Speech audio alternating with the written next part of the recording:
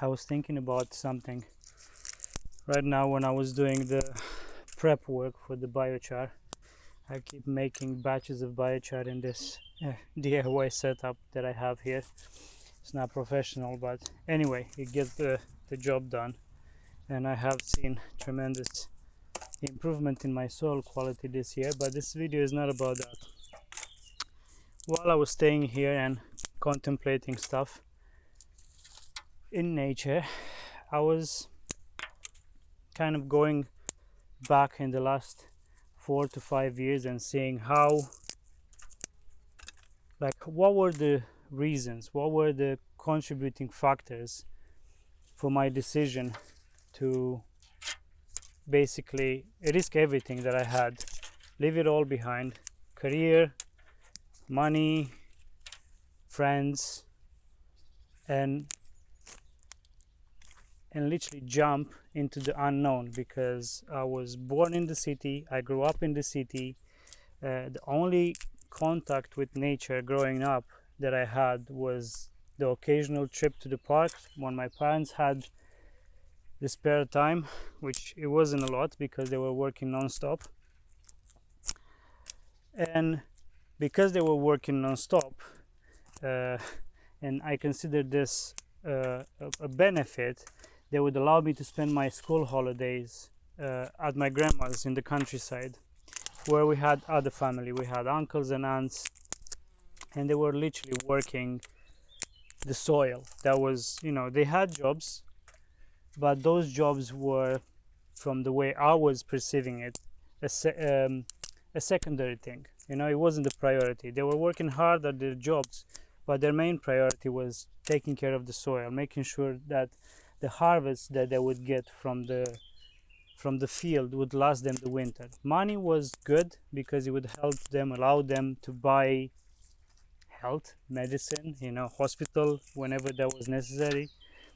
They weren't big on cars and stuff. They had horses and carts.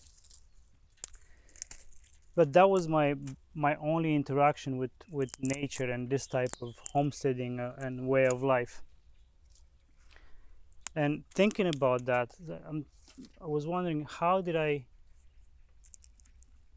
get this idea when I was about 26, 27, that I need to work hard in order to get the money to and put in place systems in order to allow me, and back then I didn't really know about my future wife, to make this jump, because somehow, because of those experiences in the countryside with my grandparents, I knew that this is what I want to do. I want to live off the land. I want to live close to nature and in harmony with her as much as possible.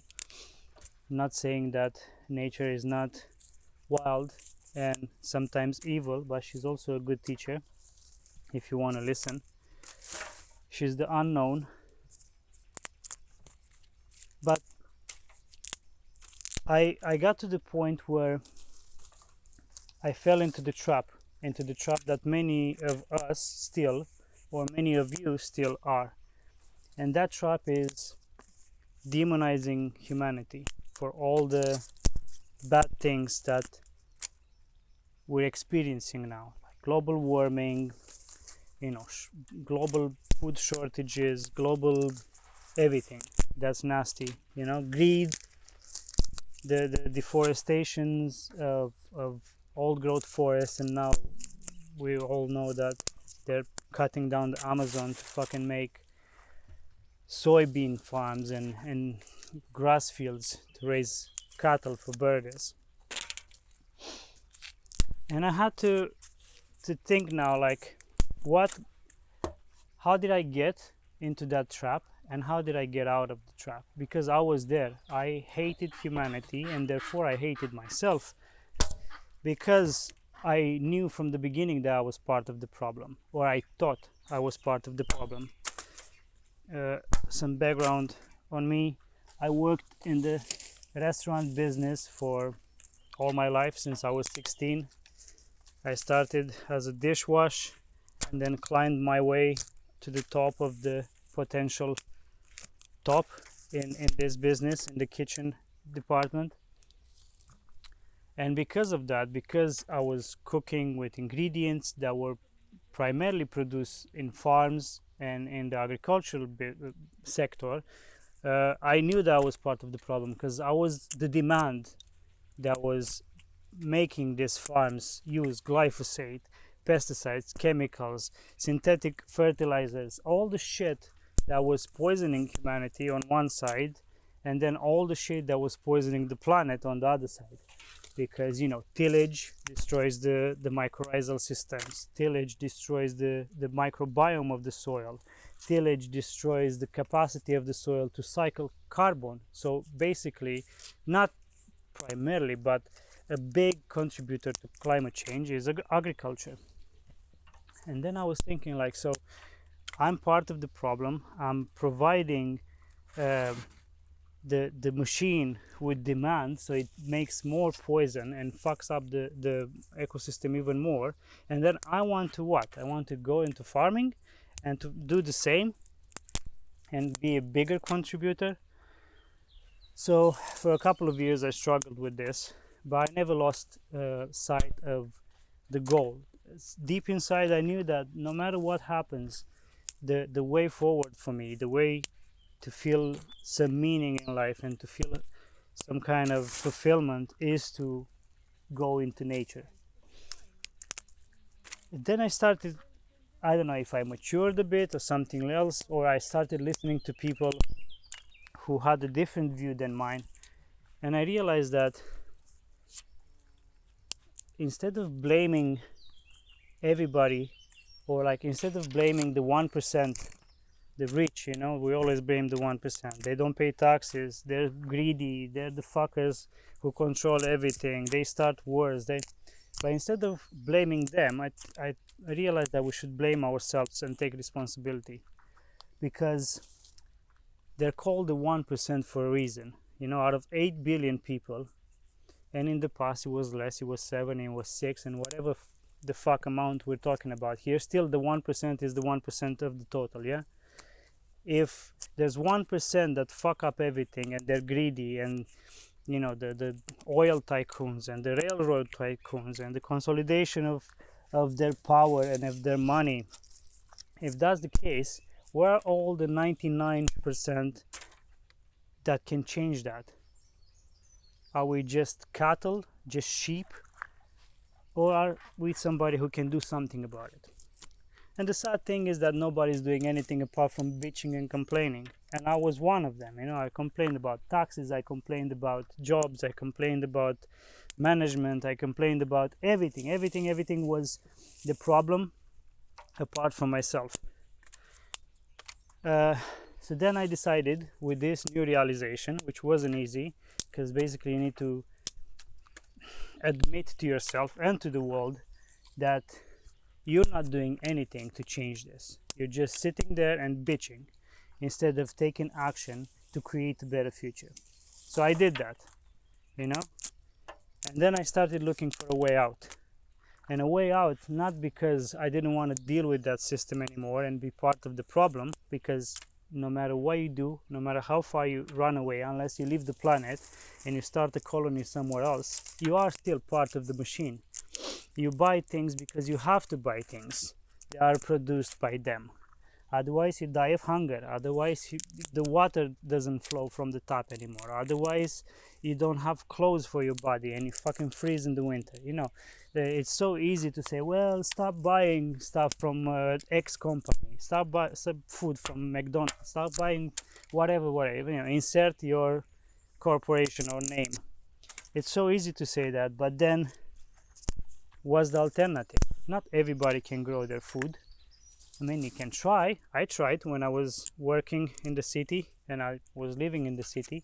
I tried to build myself a small hallway garden.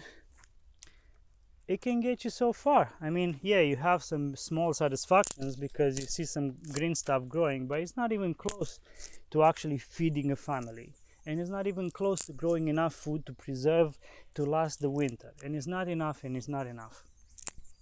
Unless you have some land, unless you have some space, some area, some proper garden space.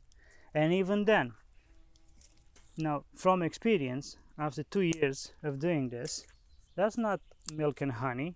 Yes, you are healthier because you work with your hands, you work in nature, you breathe clean air, you're with your hands in dirt, you get your microbiome sorted, you know, and everything that you grow is as healthy as can be. But that takes you away from a job, because you cannot grow most of your food full time and then have a job, because there's not enough hours in a day. So anyway, with all that in mind, I said, okay, what's the point of doing all this? Like, what was the point, you know? Like, accept the fucking machine, accept you're in the matrix, you have a good job, you have a good financial stability, you're not financially free or independent, but you're getting there. So what's the problem? Just accept it and buy everything and go on a holiday once a year in nature, because that's where we all go in holidays.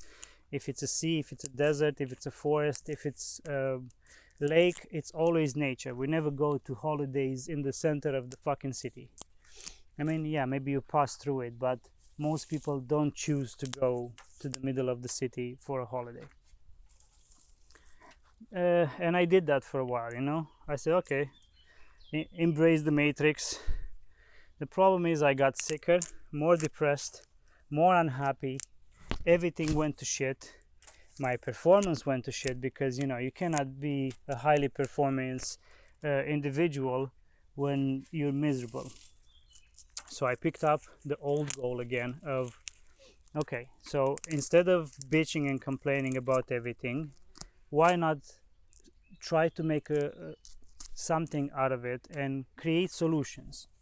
Now, most people don't want to approach the beast, or get out of the matrix, because it's a big endeavor that I don't think one person can do. I believe there's people who can change the world. You know, you got your Jesus and your Gandhis and your Buddhas, and yes, but there's one per generation, one per 1,000 years. So unless you really have very good self-impression, self-image, and you think you're Jesus 2.0, you know it's hard to approach these big questions, these big problems, with actionable solutions. So I said, okay, instead of pointing fingers and say they're fucking greedy, and because of them everything is going to shit, and because of them we're all sick, and there's no more clean water, and there's no more clean air, and soon we're gonna fucking burn because there's 50 Celsius because of global warming. Instead of doing that and not doing anything to change it, I said, okay, I'll do what I can for my family and my community. And it's going to be hard, and I'm taking that conscious decision to do it no matter what. And if I manage to do that in my lifetime, to do gardening or agriculture or farming or homesteading in a clean, regenerative, healthy way that can feed my family food as health, and my community food as health, then I've done something, and I've moved the needle towards the positive instead of the negative. Now, in this moment, I am by choice a positive person. So I know that this is possible. No matter how long it's going to take me, I'm going to do it. But in the past, I wasn't. I was pessimistic. As I said, it's their problem. They're fucking up everything. They're greedy. It's never enough for them. And out of that sentence, it's never enough for them, when I started on this path, I started with one question that I think everybody who has any desire to do better in life for themselves and for their family should start their new plan, should start their new vision with one question. And that question is, how much is enough for you? That's what I asked myself. I asked, how much is enough for me? because you need to start somewhere. Otherwise, how can you leave all your old life behind? You only know one thing. I only knew how to work as a chef in kitchens. I didn't have any attributes. I didn't know how to garden. I didn't know how to homestead, take care of the animals and all of that stuff, because I didn't know. You just don't know. What I observed in the countryside with my grandma was just that, glimpses. You know, they taught me by example, but there's so much you can learn without practicing stuff every single day to get master level at it, to get good at it. So I asked my question, that question, how much is enough? And I put it on paper. I calculated, what do I need to make this work? I need X, Y, Z. I need a house, I need a piece of land, I need this amount of money in savings to, you know, make it work before I have to get another job or whatever comes our way. And that was 4 years ago. So for the first 2 years, I worked my butt off on, and you know, when you have a goal, you know that, and you really want it, you know that you're going to do whatever it takes to achieve it. So I did that. Maybe I should have stayed longer, but at the same time, opportunity came and we decided to take it. So we paid all of our debts and we came here without debts. We came here with a house, with an apartment in the city. So in many ways we didn't really get out of the city, which is, you know, it's a dagger in my heart, but at the same time you need to be realistic and take opportunity as it comes and not curse your opportunity. Don't curse your seed, don't curse your future just because it's not exactly what you wanted. So anyway, we did this change because we want to do good as much as we can. And I think this is the message that I'm trying to pass on, and that came out of my contemplation. To sit and point fingers and say that humanity is a cancer, that humanity is the worst thing that was on this planet, that humanity and everybody, to generalize that everybody is a nasty piece of shit, that all they want is to steal, burn, rape, destroy this planet as soon as possible for quick gains. I think that's a mistake. And it's a mistake that I did and I manifested for many years until I took responsibility of my actions and of my potential. So instead of doing that, instead of being resentful and sad and angry, which only fucks you up because it raises your cortisol levels, that's another conversation. I think you should take responsibility for your potential, not for your actions. What you've done, it's done. It's in the past. You cannot change that. You can learn from the past, but you shouldn't dwell in the past. You know, use the past as a teacher. But take responsibility of your potential, of your future. What can you do in your small square, in your small space that you have designated on this planet for the time that you're alive? What can you do to make the world a better place? If it's growing a tomato plant, or if it's inventing a new technology that's going to allow people to grow food, to burn fuel in a different way, to, you know, a different method of energy production that's clean and green instead of fossil fuels. I'm sure that if we all thought like this, in 10 years this whole planet would be heaven again. But it's easy to point fingers because then you don't have to take responsibility. And if you do take responsibility, you do it like I did. I'm part of the problem. I'm the reason why this whole planet is burning. I'm useless. I shouldn't exist. And then you go into that other side, into the dark side, into the nihilistic side of the mind. where everything is your fault, and what's the point? Maybe you shouldn't be here. And then, you know, some people don't come alive out of that side. But it shouldn't be like that, because again, you're not taking responsibility for your potential. If you cut yourself short just because life is too hard, or just because you think you're the problem, then you're robbing everybody else of your potential. So if you have been thinking the same things that I have been thinking and doing over the last couple of years, I think this is a good point to start. Think about all the things that you can come up with, all the things that you can do to make life better, not just for you. Because at the end of the day, if you have a roof over your head, if you have food in your belly, and if you have clothes on your back, you're doing better than 75% of the planet. So that's you, that's done. I mean, you've taken care of yourself. That's enough. Think about what you can do for the rest, how your actions, everyday actions, influence everybody else. You know, are you producing more poison than you're helping to clean out?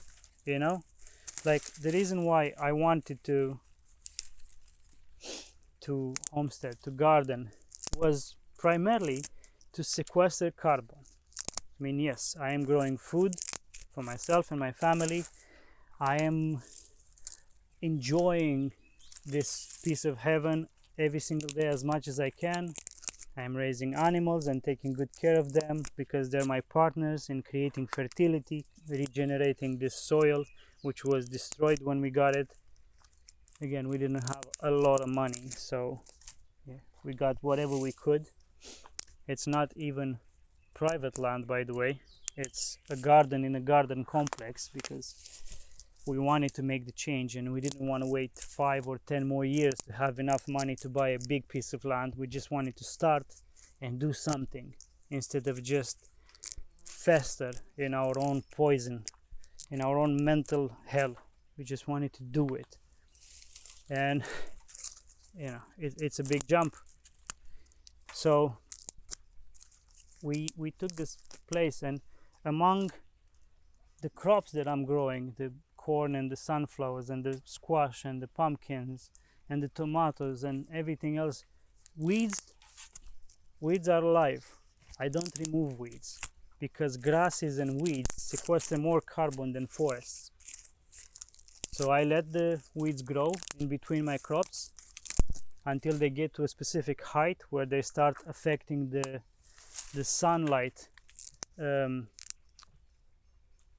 that can get to the crops, and then I pull them out and I feed them to my ducks, I feed them to my bunnies, and they become fertilizer again. The cycle continues. But until that point, until they get too big for their own good, they stay there and they cycle carbon. They take it from the atmosphere and they put it in the soil, and that liquid carbon that's in the soil is feeding my crops.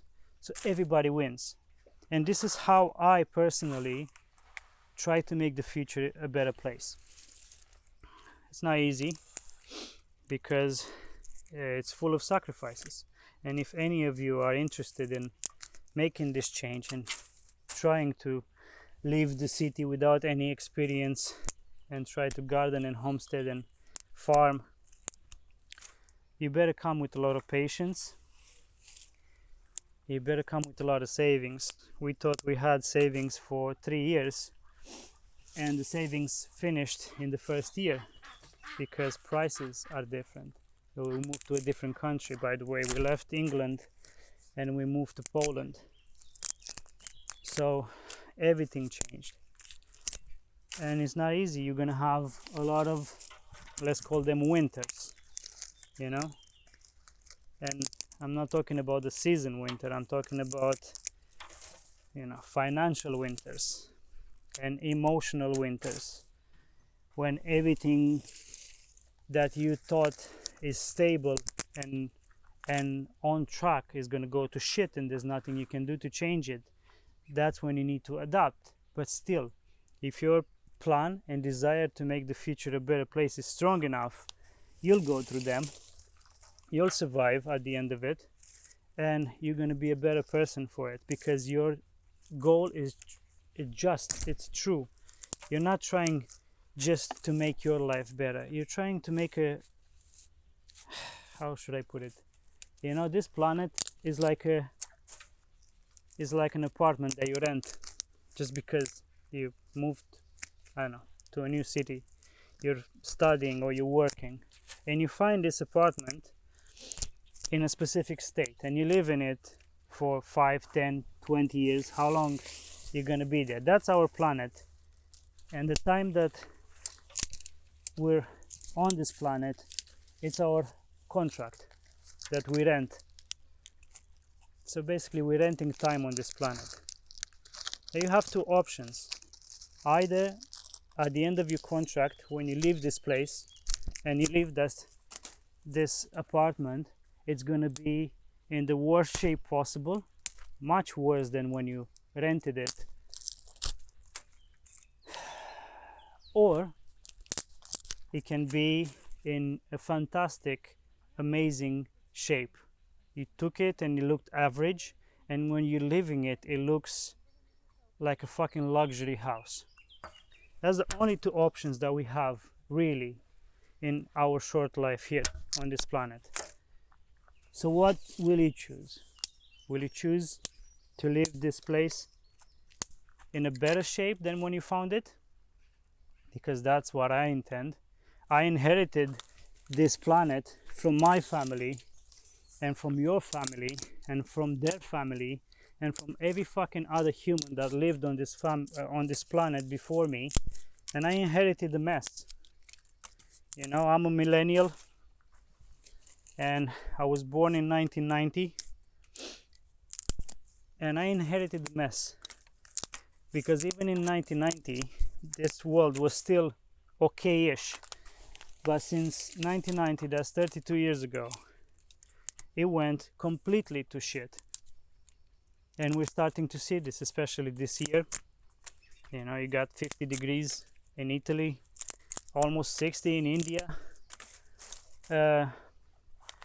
and it's probably gonna become much worse, much quicker. So what will you choose today? Maybe after you listen to this or whatever, what will you do? What's the changes in your life that you're going to put in place to make sure that you leave this planet in a better place than when you left? You know, we have a very shitty philosophy of living. You look at Native Americans or like First Nation people all around the world, not just Native Americans. In Australia, everywhere where there's ancient tribes that have lived here for longer than we, they all have a future-minded philosophy of life. The 7th generation, you know, and every one of these cultures has something similar.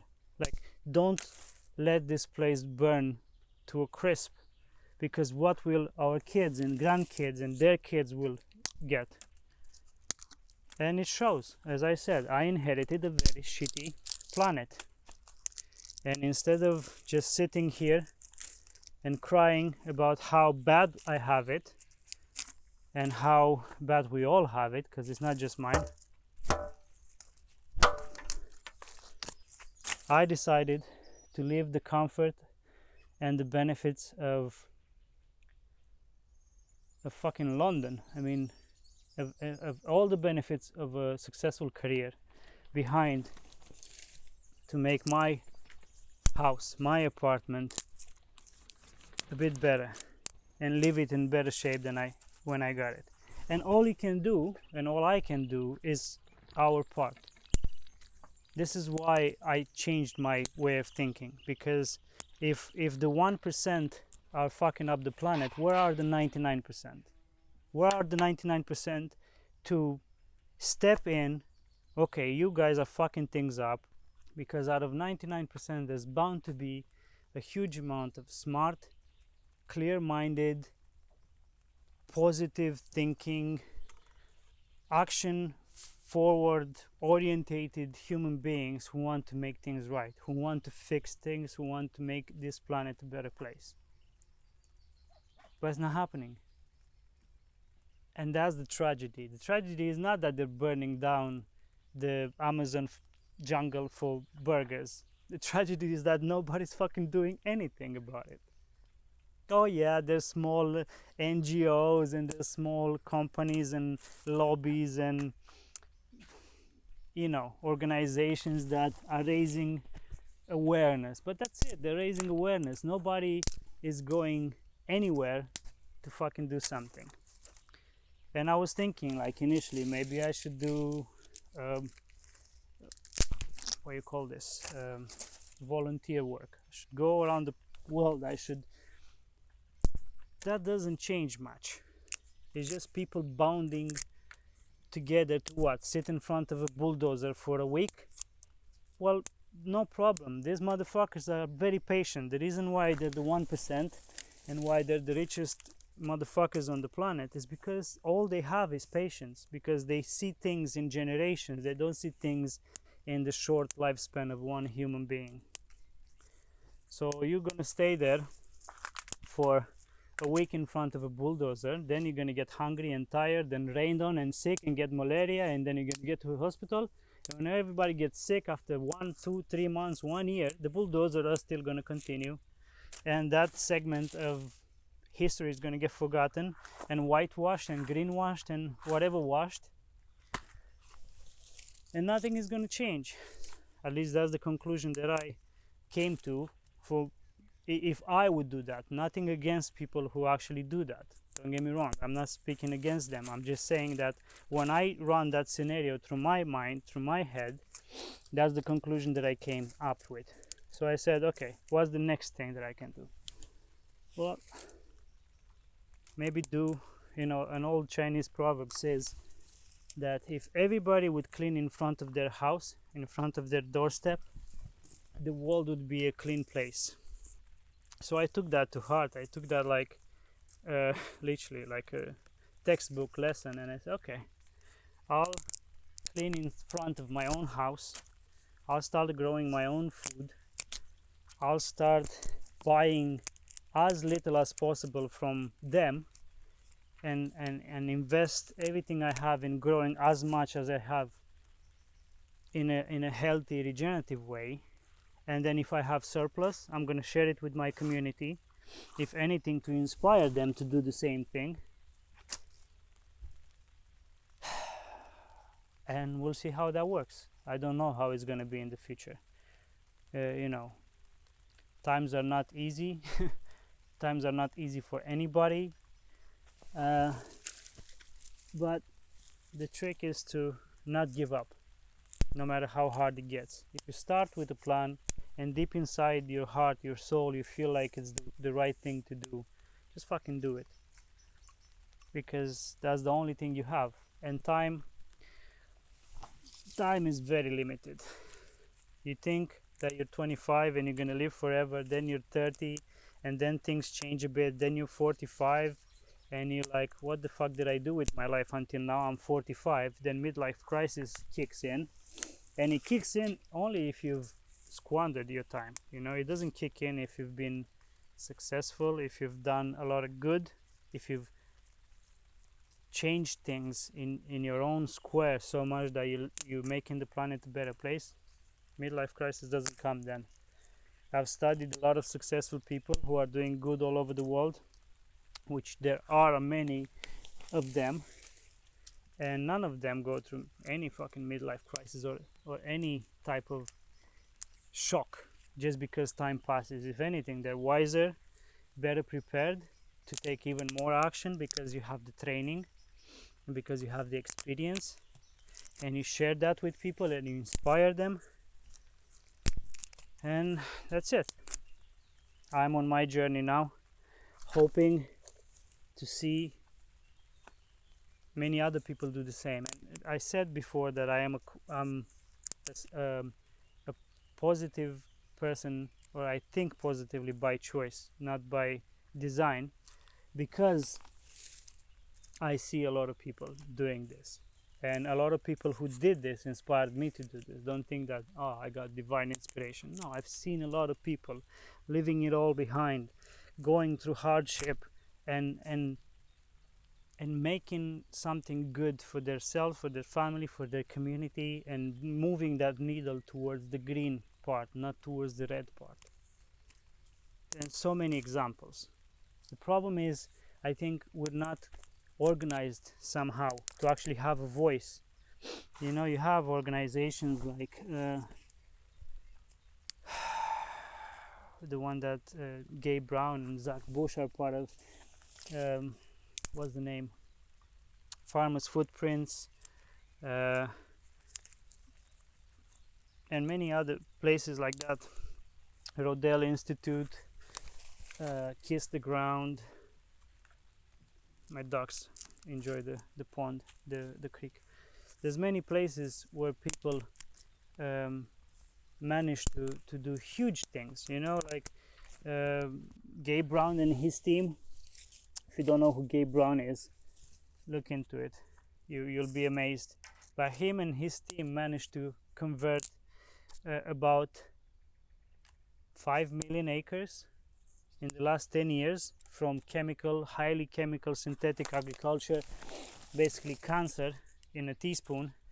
They managed to convert them into regenerative, which is the extreme opposite, which is what I'm doing here. So there are models to follow. There are heroes to inspire us. We just need to look for them by taking responsibility. Take responsibility, and then answers will come. Nothing is going to happen if we don't take responsibility.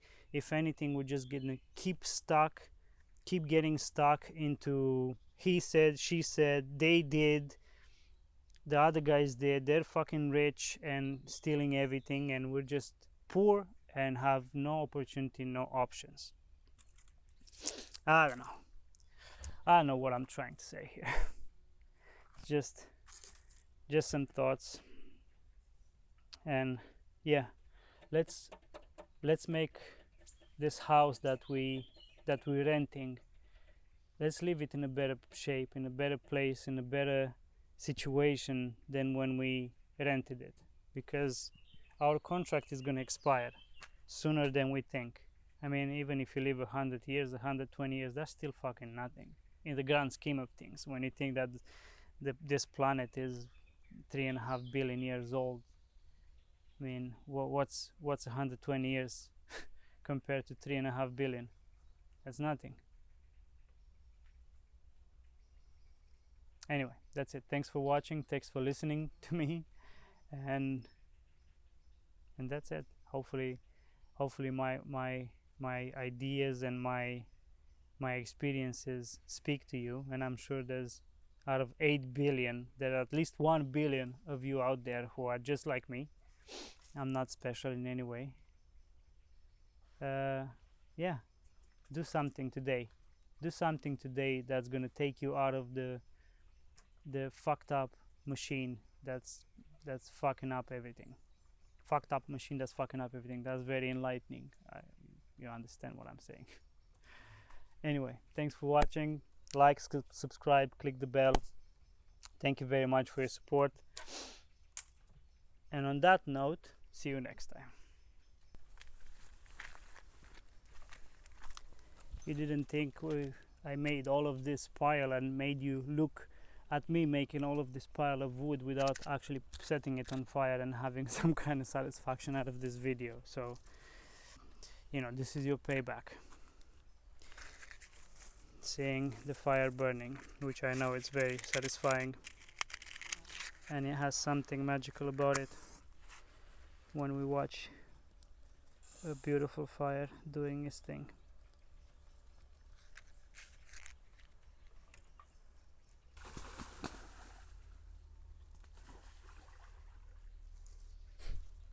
Ducks really love take their showers in the creek. That makes me happy. Happy ducks make me happy.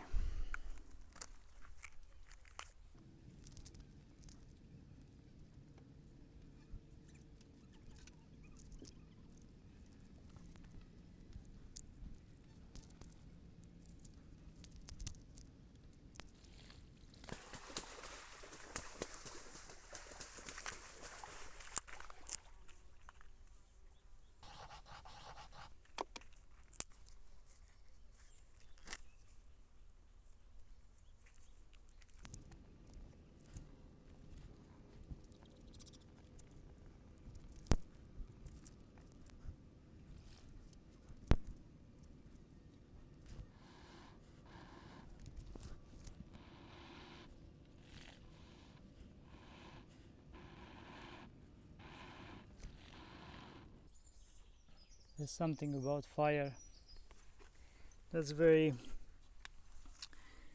you know, primal and beautiful, but it can be useful, like, you know, burning scrap wood and making biochar and creating fertility for your food and your family. Or it can just be, let's burn this forest so we can grow soybeans to feed GMO chickens and shit like that. So there's always a duality to things. If we take responsibility, we can choose which side of the chart the needle goes. Is it going to go into the green area, or is it going to go into the red area? Is it going to be destructive or constructive? How do we want to use our gifts, our time, our talents? Or do we want to work for the people who destroy the planet? You know, the people who cut the forests. Well, I don't have job opportunities, I don't have this and that. Well, maybe you should check the second job ad and the third job ad and the fifth job ad instead of just settling for the first job ad that's destroying the planet. There's always a choice. We just need to make the choice. Nobody's gonna make the choice for us. It's just us. That's why we need to take the responsibility. We're the ones making the choices. With a few exceptions, when people are putting guns to your head, but that doesn't happen that often anymore, so that's not an excuse. Not a valid excuse, at least.